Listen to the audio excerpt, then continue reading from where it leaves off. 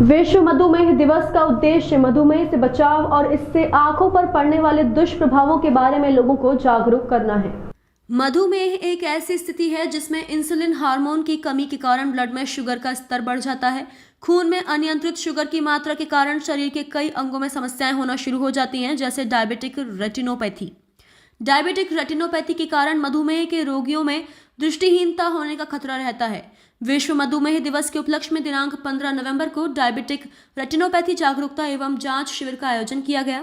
Avanti super speciality hospital एवं Ujjain divisional ऑफ्थेल्मिक society के सहयोग से निःशुल्क शुगर एवं नेत्र रोग परीक्षण किया गया, जिसमें 100 से अधिक मरीजों ने शिविर का लाभ लिया। कार्यक्रम में doctor Pradeep Vyas, doctor M.K. Rathore, doctor Ketan Selvaria एवं डॉक्टर मयंक चौधरी को डॉक्टर स्नेहल महाडिक ने पुष्प गुच्छ देकर सम्मानित किया। डॉक्टर स्नेहल महाडिक ने मरीजों को डायबिटिक रेटिनोपैथी के बारे में जागरूक कराया एवं मरीजों का परीक्षण भी किया। उन्होंने बताया, अगर डायबिटिक को समय रहते काबू में न किया जाए तो यह आंखों और दिमाग को गंभीर रूप से प्रभावित कर सकती है।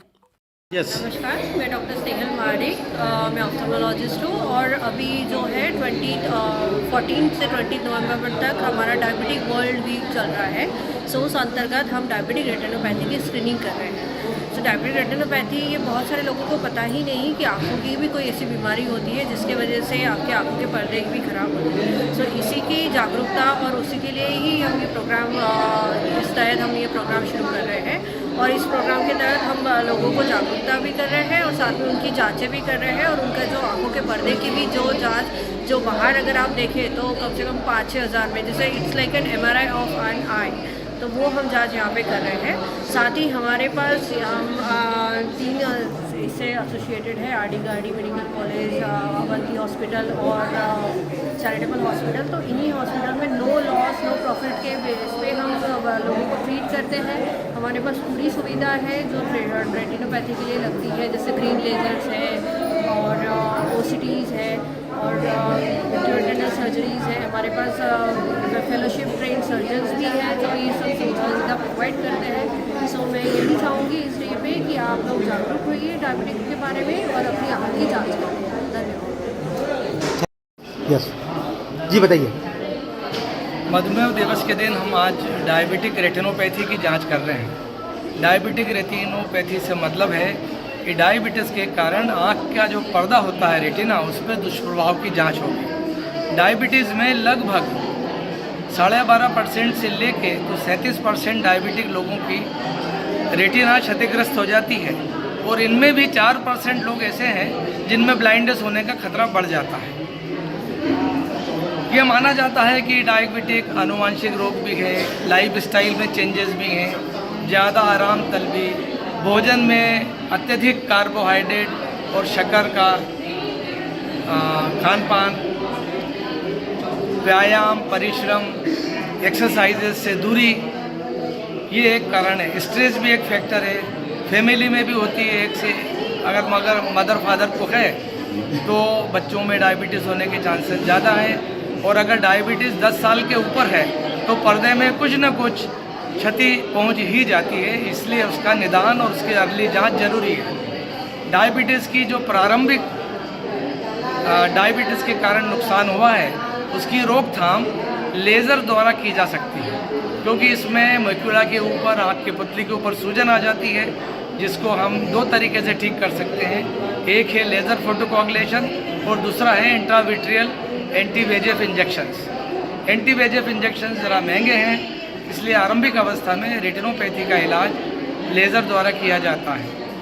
लेज़र के इलाज के बाद भी अगर वो ठीक नहीं होता है तो उसकी विट्रेक्टॉमी वगैरह की ज़रूरत पड़ सकती है। अगर विट्रियस में हेमरेज आ गया है, आँख के अंदर हेमरेज आ गया है, पर्दे के ऊपर हेमरेज आ गया है, तो इंजेक्शन लगाए जाते हैं जिन्हें हम एंटी-VEGF इंजेक्शन कहते हैं। ये इंजेक्शन कई बार लगाना पड़ता है, हर 3 महीने में लगाना पड़ता है, तब इसकी रोकथाम बनी रहती है। अगर इंजेक्शन नहीं लगवाते हैं तो डायबिटिक रेटिनोपैथी फिर से बढ़ सकती है, इसलिए समय समय पर जांच जरूरी है। आज हम इस डायबिटीज़ दिन पर इसीलिए उपस्थित हुए हैं कि जिन लोगों को डायबिटीज़ है और ख़ास तौर पर जिनकी डायबिटीज़ 7 साल से ज़्यादा से है और काबू में है या नहीं है, दोनों स्थितियों में रेटिना की जांच करना जरूरी है। खान पान में नियंत्रण, एक नियमित जीवन शैली, खाने में शक्कर, कार्बोहाइड्रेट, आलू, चावल, इन चीज़ों का उपयोग कम से कम किया जाए। और ये जो गेहूँ आ रहा है, शुद्ध गेहूँ के बदले अन्य ग्रेन्स भी मिलाना चाहिए, जैसे ज्वार, चना, बाजरा, ये मिला के मल्टीग्रेन आटे का उपयोग करना चाहिए। क्योंकि अभी स्टडी में ये मालूम पड़ा है कि जो पुराना गेहूं था हमारा, मालवी गेहूं उस ज़माने में होता था, उसका ग्लाइसेमिक इंडेक्स आज के जो नए गेहूं आ गए हाइब्रिड, उनमें ज़्यादा ग्लाइसेमिक इंडेक्स है। तो इसलिए मल्टीग्रेन भोजन में उपयोग जरूरी है। क्या नाम लेते हैं सर आप पूरा? Doctor M.K. Rathore, RD Gardi medical college. दूसरे दिवस है तो किस तरह की लोगों को अवेयरनेस करना चाहिए क्या? डायबिटीज़ आजकल बहुत ही कॉमन हो गया है और डायबिटिक पेशेंट अपने ब्लड शुगर लेवल के लिए पूरा मॉनिटर करते हैं, लेकिन डायबिटीज़ का असर अपने आंखों के पर्दे में जो कि रेटिना होता है उसके बारे में उनको बहुत ज़्यादा जानकारी नहीं होती।